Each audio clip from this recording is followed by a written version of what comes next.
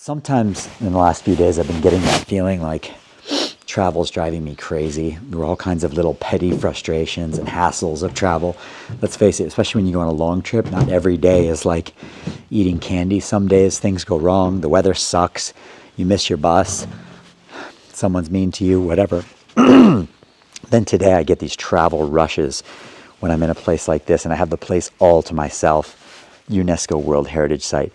And then I remember why I'm so addicted to travel and why I love it so much. This is absolutely spectacular. This is freaking amazing. There's literally nothing to blow. He's just out here making noise, basically. He's blowing leaves, but there aren't like any leaves here to blow. So you got a temple and shrines, which are supposed to be very peaceful and quiet. And instead, there's this guy just making noise for no damn reason. There's nothing to blow, dude.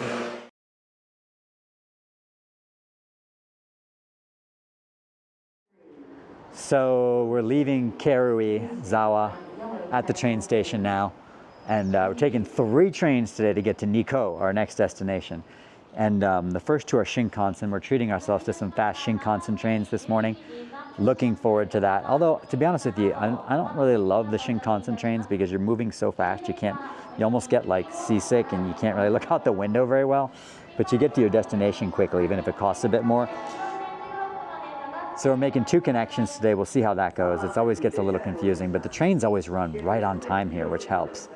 So let's see how things go today, making 2 connections, 3 different trains to Nikko. It's only going to take a couple of hours. First train, we're going to Omiya, and then we're going to a place called Utsunomiya, and then on to Nikko. So let's see.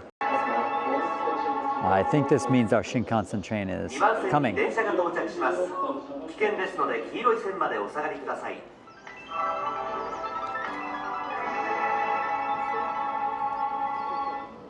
coming.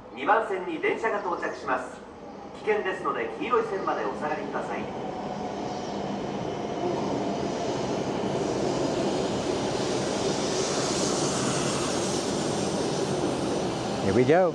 On to Nikko we go. It's a long train. This train's going to Tokyo, but we're not going all the way there.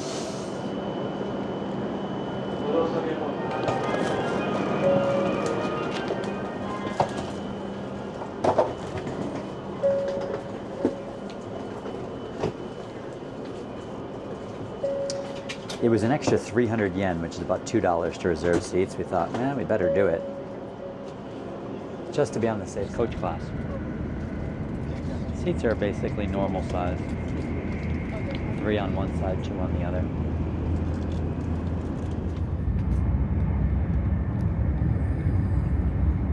For Shinkansen number 2, we had a half-hour layover here. I thought, man, it's gonna be enough time for me to get some food. Turns out this is a pretty big station. Right outside the gates of the station, there was like a vast array of food stalls and such. Most of it was desserts though. I was passing like dessert after dessert after dessert. Man, where's sushi? People were giving me these complicated directions to find some sushi, and I was like, damn, I'm gonna miss the train if I try to do that. So I chickened out. I probably should have kept looking, but there's a lot of bento boxes in these places, but it's like meat and rice, like cold meat and rice. I don't want cold meat and rice. Cold cutlets, cold rice. No. All right. Here comes Shinkansen number 2 of the day. Other than being hungry and deprived of lunch, journey's going very smoothly. The trains come right on time here.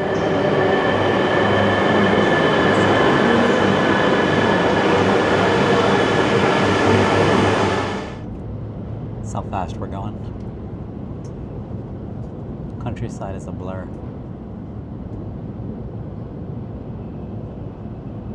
Third and final train of the day. And this is sort of like a regional train line. I'm riding a lot of these. These are the cheap trains. This train is going to get us to Nikko. And not too crowded, which is nice, although they're sort of skimping on the air conditioning. So it's a little toasty in here. But we're almost there. A couple of hours, 3 trains. Signed to our hotel. So it's been there since 1873. The Nikko Kanaya Hotel. This is one of the oldest hotels, one of the older resort hotels in Japan. wanted to stay here because there's so much history. So many famous people have stayed here, like Charles Lindbergh, Albert Einstein, Helen Keller, I think some others as well too. They've even got a little history museum here. It's quite a neat old place. It's right in the center of town, but it's sort of set up on a steep hill here. And this was another famous resort town. And there's several UNESCO World Heritage sites here too, so going to be very interesting, I think. Oh, there is one? Okay. There's a women's restroom here, coffee lounge, okay. Looks very fancy in here.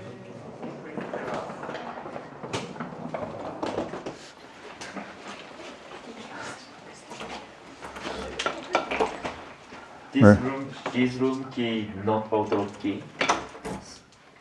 Yeah? Not auto lock. Not what? Not auto lock. Okay. So please forget this room for Okay. go out this room. Please forget lock doors. Okay. Oh, lock the doors. Okay.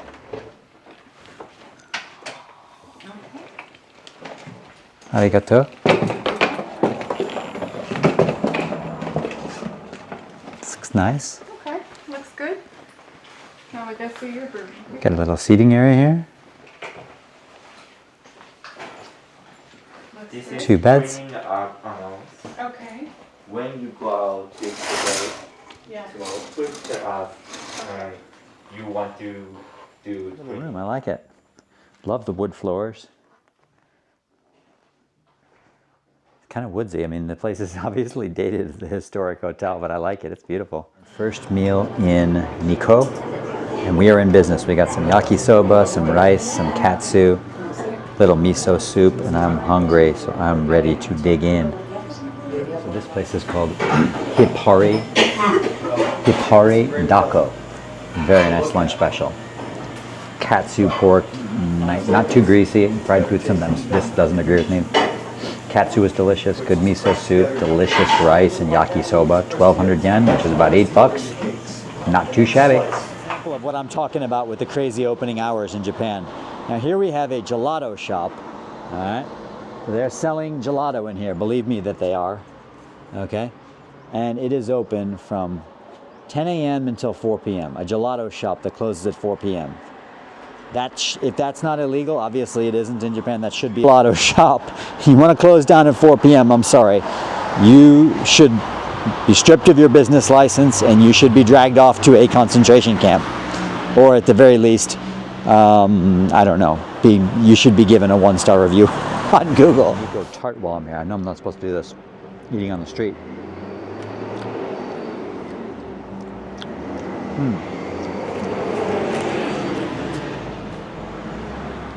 Like a little custard pie. It's delicious. Okay, this is the Rinnoji Temple. And there's combo tickets, but we can't get one because it's too late in the day, I think she's saying. Well, you can only get a combo for the garden. No. Rinnoji Temple is our first stop here. And this place has a history that dates back into the 700s, although this structure is much more recent.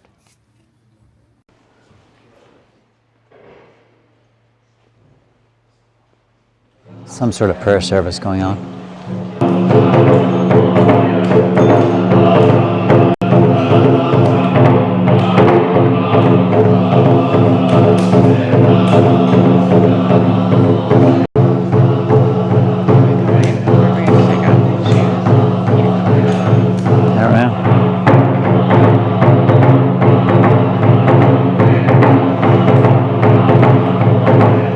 Fire ritual is super intense down there. Sounds like they're really just in very intense prayer, very serious.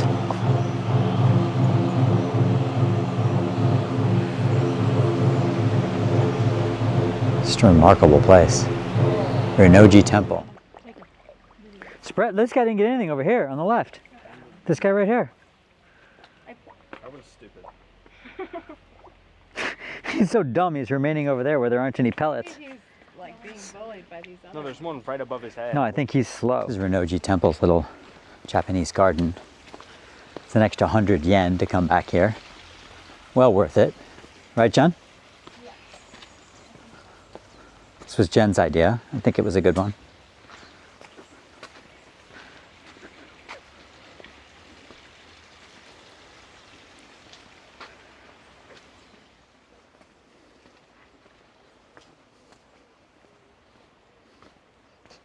Temples and shrines in Nikko.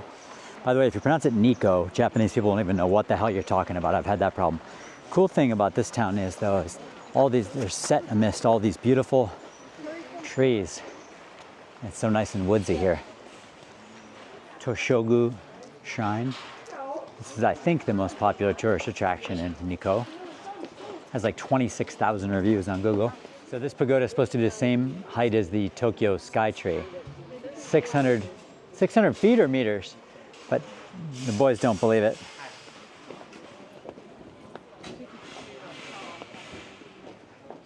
This is one of the more expensive temples or shrines we've been to in Japan. It's about $10. Arigatou gozaimasu. Unless you want it for souvenir.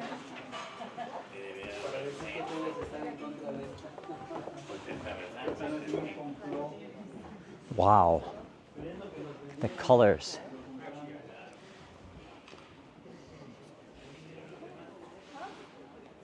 Apparently this shrine was built around 1617 for a shogun.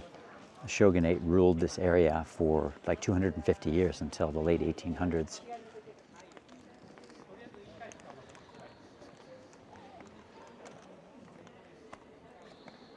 Well, good luck trying to get a clean photo of any of these things. Get people who stand like right in the same spot for like 5 minutes taking 58 photos of themselves.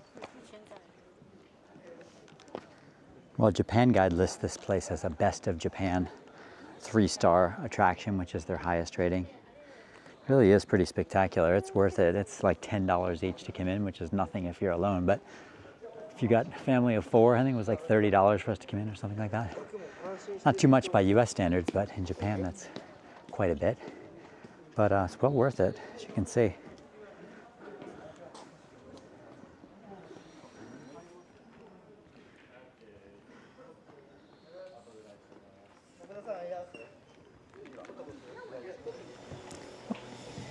Each place is more impressive than the last, more ornate, so lavish. Intricate design. Look at that. Some barrels of sake, I think.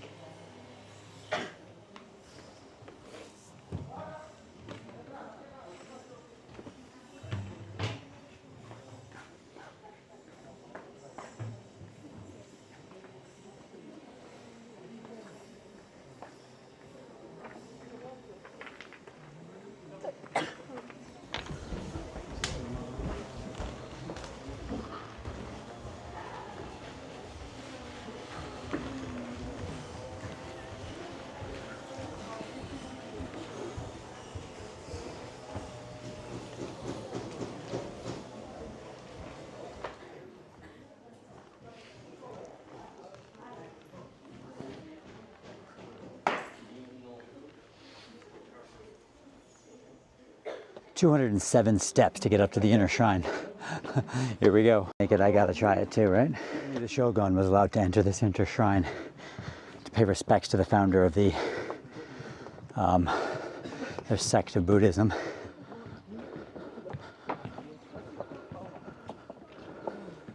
And there it is.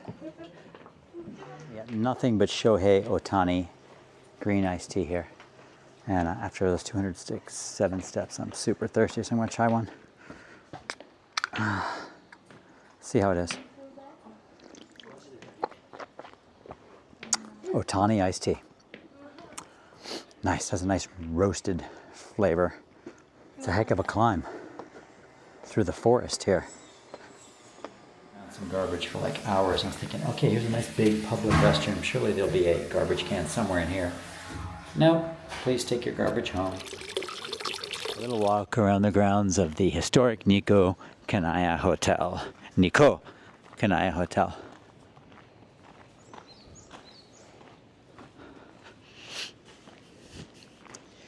This whole city is like a forest. All of the buildings are sort of intertwined and interspersed within it. It's so nice that they preserved all of the beautiful trees here in this town. And also on this property, there's so many beautiful trees too.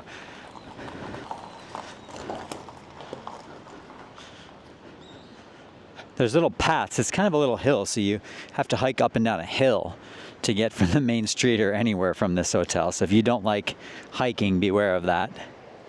It's not like arduous, but it's, you know, like a 5 minute hike maybe uphill to get up here.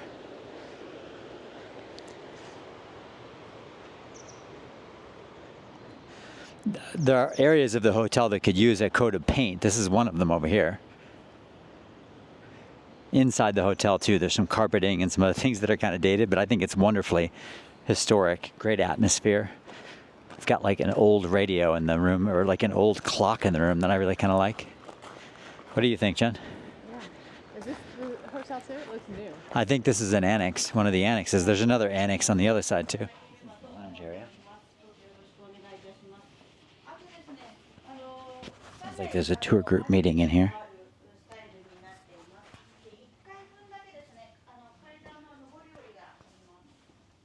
Breakfast here at the Hotel Kanaya.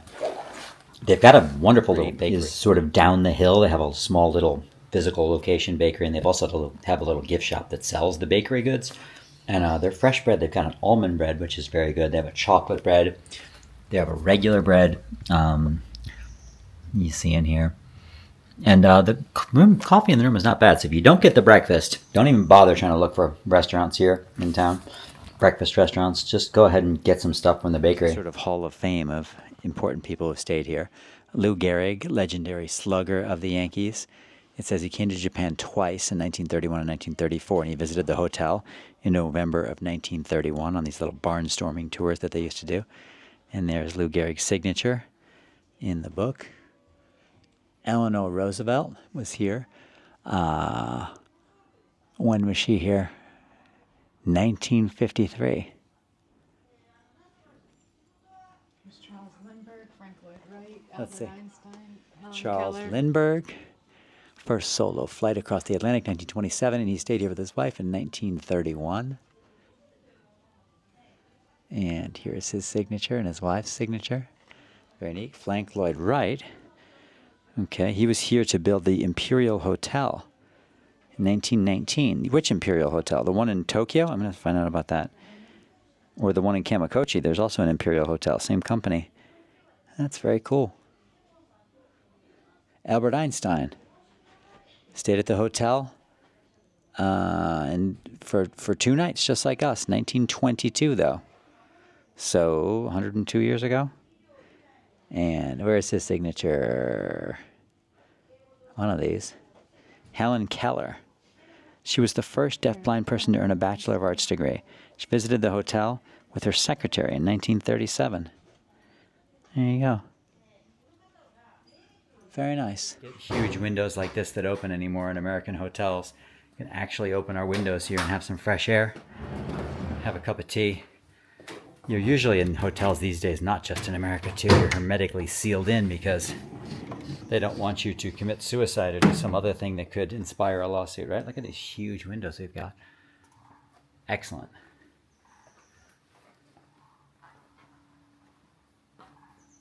Nice old-fashioned clocks.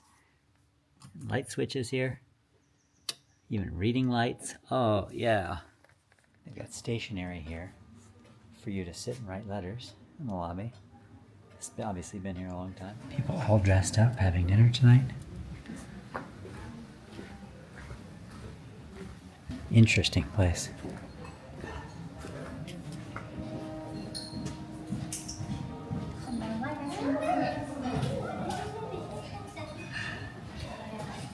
More history. So Isabella Bird, she was a trailblazing English travel writer, and she came and stayed here, I think it was in the 1870s or 1880s, and she published this book called Unbeaten Tracks in Japan. So she really popularized this place.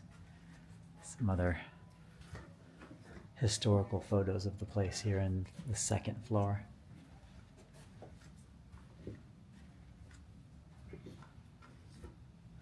Look at all this snow. You see, there's not only a swimming pool here, but also a skating rink in the winter time. How unusual is that?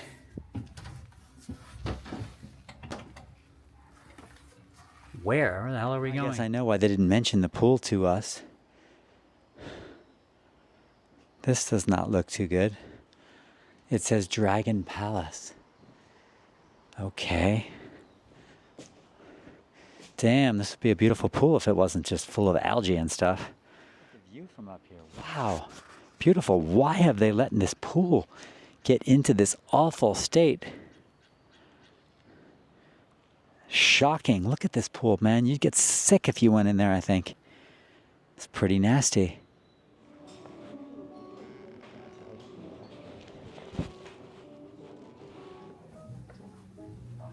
Konnichiwa. I want to show my wife this nice bar. Oh, it's very nice. Isn't it? Doesn't it smell good in here? Yeah. Incense? It smells really nice in here. They've got a fireplace. You see the wood? Mm-hmm. Some nice relaxing music. Very neat little bar.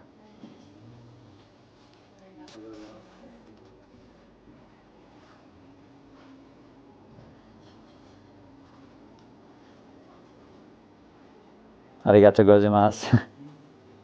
Yaki restaurant here in Nikko. I think he said it was called Kunima. It's right across from a place called Nikko Coffee. It's in a 3-story wooden house that's supposedly 130, 140 years old. And they have a pretty little garden out here you can look around in while your food is being prepared. Hopefully it's going to be a good meal too.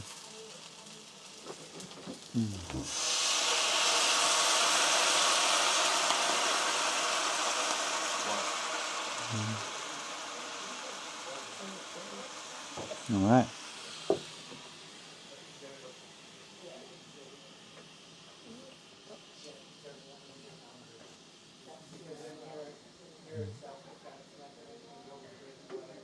It's gonna be good. Mm-hmm.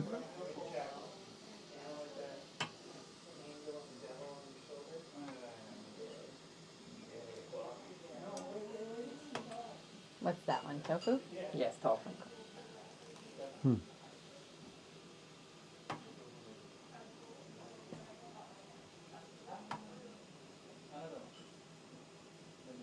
A lot of foreigner here, so and the tourists. So that's why I have decided to come here. Yes. It's a beautiful town. Yes, I think so.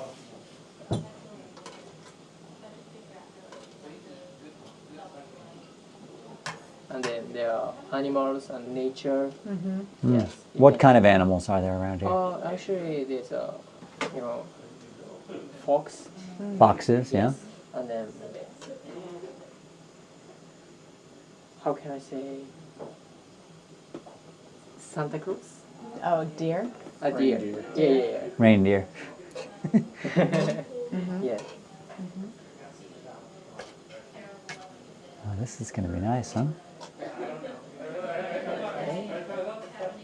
So this was our most expensive meal in Japan yet, but it still wasn't too bad. 8,800 yen, which is 56 US dollars for 4 people. Really not too bad, and the food was excellent. I'd come back. We're out looking for the Kanmangafuchi Abyss hike along the river this morning. Seems like we finally found this walking path. It's nice and shady. It's a beautiful morning. This is supposed to be a very atmospheric place. It's evocative of the city. I don't know, would you call Nikko a city, Jen, or a small town, or a large town / small city, I guess? There are these little statues here along the river. And we saw these red bibs also in Koyasan.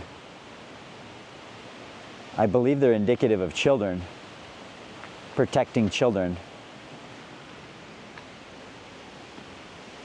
Very cool.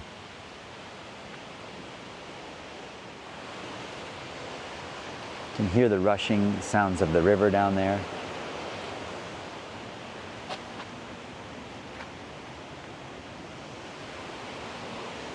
A cool place. Great way to spend a Thursday morning after the frustration of not being able to figure out how in the hell to buy Giants tickets. This is nice and relaxing. I've seen one other person here this morning too, which is great.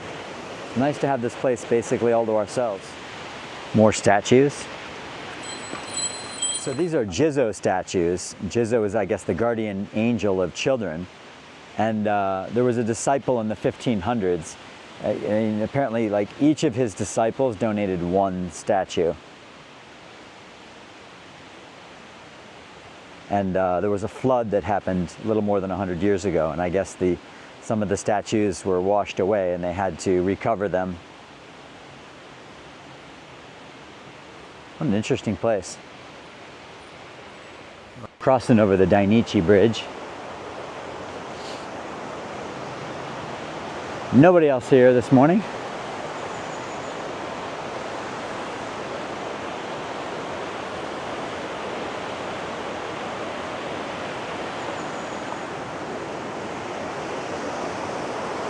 Our plans, and we came to Nikko 2 days earlier, and we were supposed to have Tommy here. It was supposed to be our guide on Saturday, but then we ended up, we couldn't get a car rental because Jen forgot the international driver's license.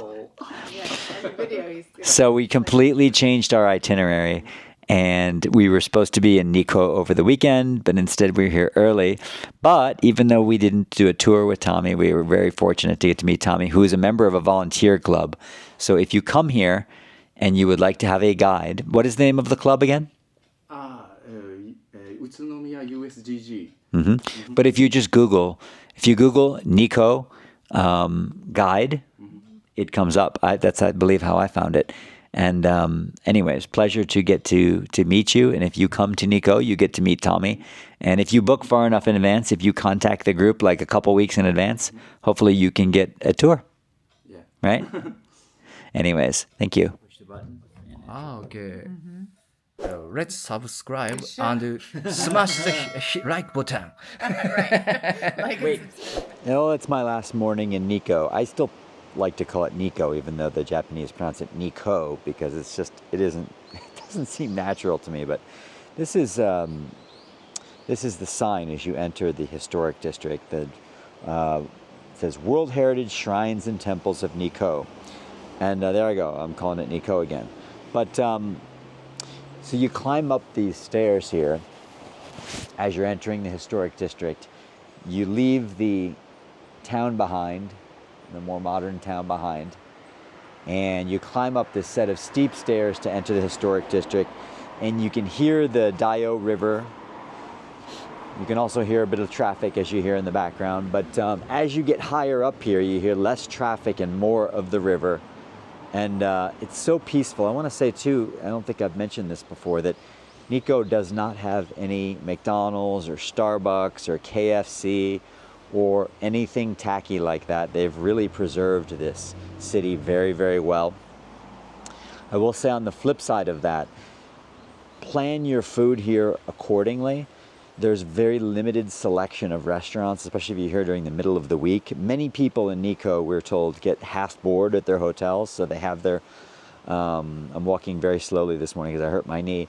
They have their breakfast and their dinner at their hotels. So a lot of restaurants are closed, and the selection of restaurants here is very minimal, especially on like Wednesday and Thursday night. We were here on a Wednesday night and a Thursday night.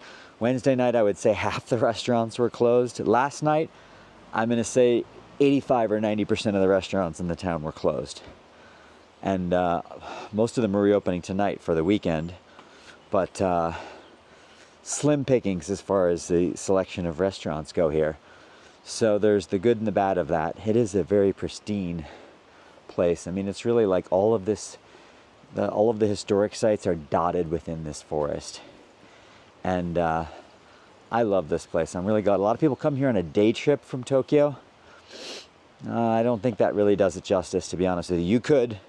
You could rush around to all of the different historic sites here in one long day from Tokyo, I think. I think it's much nicer to spend at least one night here. I'm glad we spent 2 nights here because we were also able to spend time out at Lake Chuzenji, which was really pretty.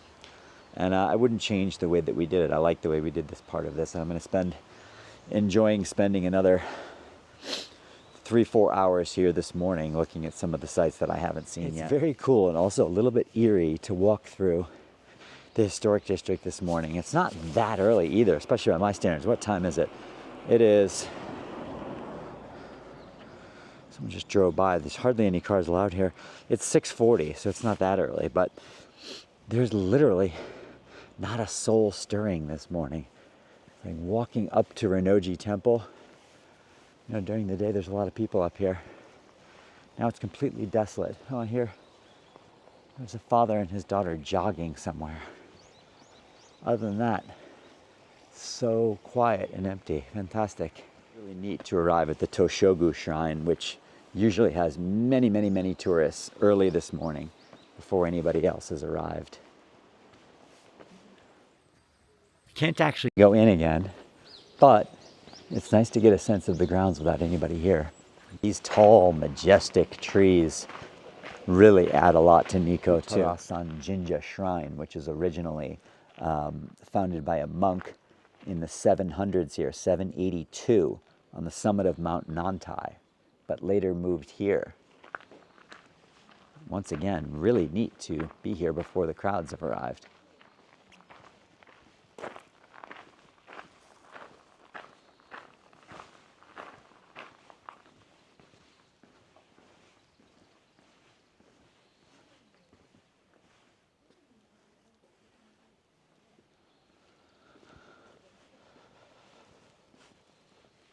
Cute bunnies.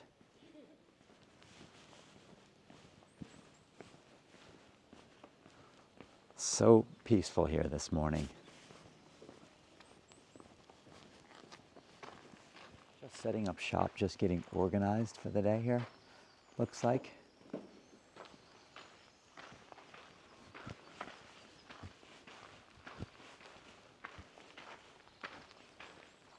Ohayou gozaimasu.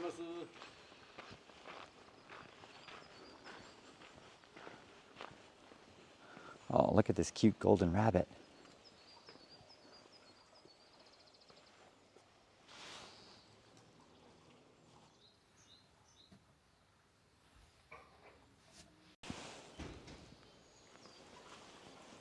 Don't sleep in when you're on vacation in Japan. Just don't do it. Mornings are so good at these places. Always somebody sweeping up in the morning in Japan. You gotta love it. Why the country is so clean. Look at that. No traffic around here, just birds singing.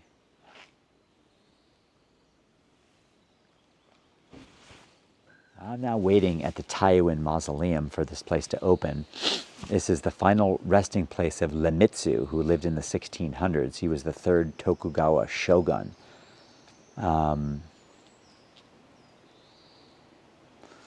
Yeah, and so let's see here if they're going to let us in. Of course, there's somebody sweeping up here too, getting ready to open. This is the town of the great Tokugawa shoguns. It has this national park that's something like 126 acres large, that has all of these temples and shrines that date all the way back to the 1600s, time when the great Tokugawa shogun, probably going to butcher his name, but I guess he's not around anymore to complain about it, Ieyasu decided that Nikko was the right spot for his mausoleum, signifying his ascension after death to godly status. And so a lot of these buildings we're going to see date to around the 1600s, and some of them have changed a little bit since then, but it's an amazing place to get a sense of what Japan was like back in the 1600s when this Tokugawa clan united Japan and moved the capital from Kyoto to Edo, which was what we now know as Tokyo. 8 a.m. Let's see if they will let me buy a ticket here. Okay. Ohayou gozaimasu.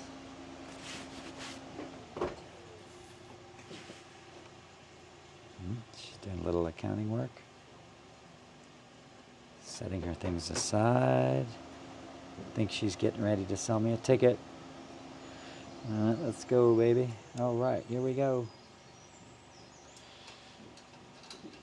No, maybe not. She's got a little more few more things to do. Okay, she's getting the tickets out. All right, here we go, here we go. Okay. Machine? Yes. Okay. All right. You have arrived. 8:01. Looks like I got this place all to myself, at least for a few minutes here, till somebody else arrives. And there's people right behind me. Well, it was short-lived, but fun.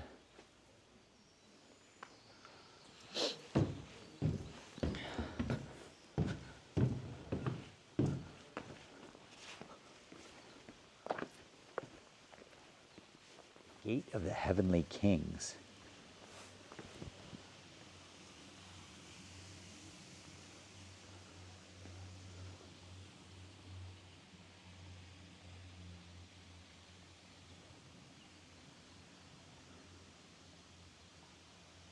The park-like setting here is just spectacular.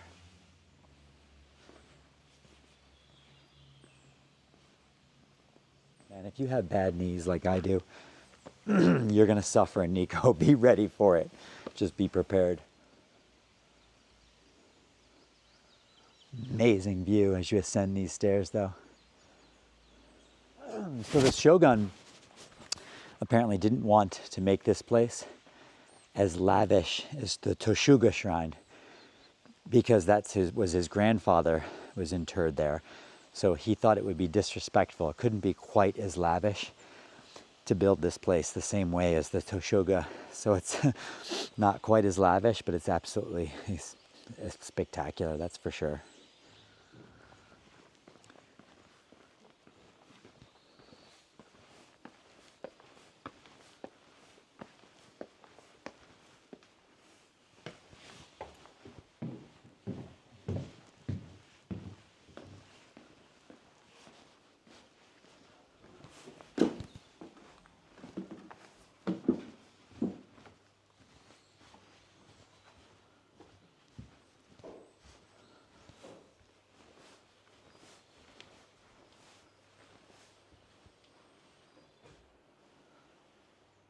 This is Iemitsu's actual mausoleum right here, where his remains are interred. You can see there's a wasp here.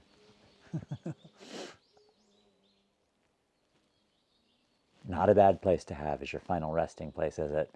Not too shabby at all. I feel like tourism, when you go to touristic sites anywhere around the world, it's a little sort of like I imagine big game hunting or big game kills, right? So it's like when a predator has a fresh kill, they can feast, and when they get the chance to feast on a carcass all by themselves, they can enjoy that kill so much more. But then when lots of other predators, start competing and you're all going after that same carcass, it's not much fun, right? And that's kind of the way it is when you go to a place that has too many other tourists. Like, you're all trying to feast on the same carcass, on the same kill. Here it's like when you've got something all to yourself, it's infinitely more enjoyable.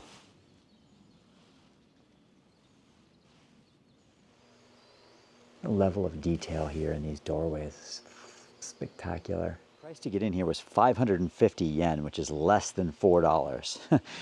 Talk about bargains. I don't know why, but this makes me even happier now as I'm leaving. Just as I'm leaving, tour buses are pulling up. Oh my God. See, if I'd slept in an extra half an hour, I would have had a completely different experience. Not nearly as good. There's literally nothing to blow. He's just out here making noise, basically. He's blowing leaves, but there aren't like any leaves here to blow. So you got a temple and shrines, which are supposed to be very peaceful and quiet, and instead there's this guy just making noise for no damn reason. There's nothing to blow, dude. Arigatou gozaimasu. はい、どうぞ。はい、 Okay. ご拝観ください。 I'm back over at Futarasan Jinja.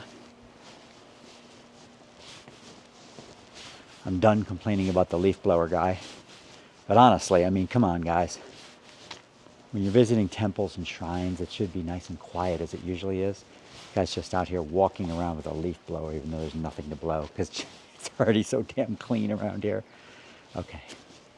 All right. let's enjoy now.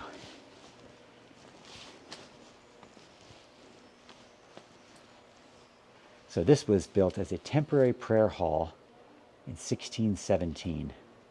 Date to the 1600s, but supposedly this complex dates to the 800s, making it one of the oldest shrines in Japan. And I think most of the tourists are starting down the road at the Rinnoji Temple and then other shrines, so this is kind of at the end of the road, so it's nice if you're here first thing in the morning, do it counterintuitively. Start at the end and work your way backwards. Ohayou gozaimasu. It says coffee time. No coffee? Oh no! I got all excited. The sign outside says coffee time, and I saw you here, and your door was open, so I don't know what's going on. It says right here, coffee time. The door's open. I don't know, so I guess what goes on in here? I guess nothing. Big disappointment. Oh well. There's no place to get breakfast in Nikko, so if you are too cheap like me, I didn't pay for it at our hotel, there is literally nowhere to eat. Good luck. This baby. Just for fun.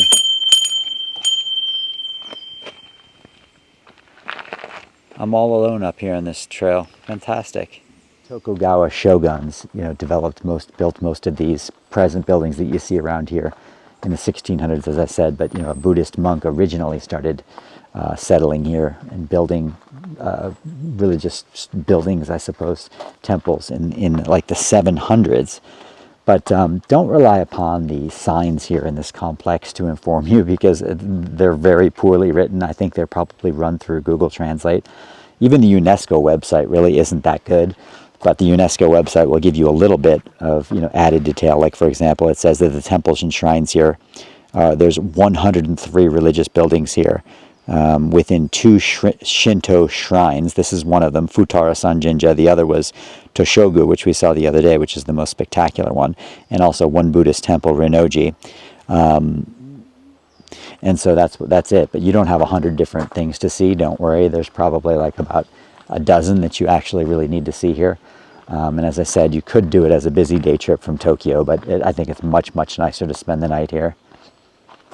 Well, folks, that is going to do it for this episode about Nikko. Hope you enjoyed it.